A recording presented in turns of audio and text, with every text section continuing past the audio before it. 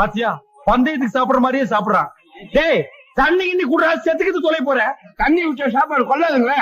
சாப்பாடு கொள்ளாதா? பாத்தியா தட்டியே இறக்குறான். டேய் கண்ணா, சாப்பிடும் போது அங்கங்கெல்லாம் பாக்கணும்டா.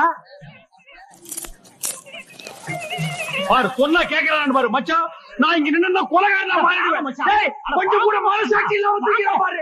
டேய் இதெல்லாம் உனக்கு நல்லது இல்ல, இது நியாயம் இல்ல. இந்த வீடியோவை மறக்காம லைக், ஷேர் அண்ட் சப்ஸ்கிரைப் பண்ணிக்கோங்க.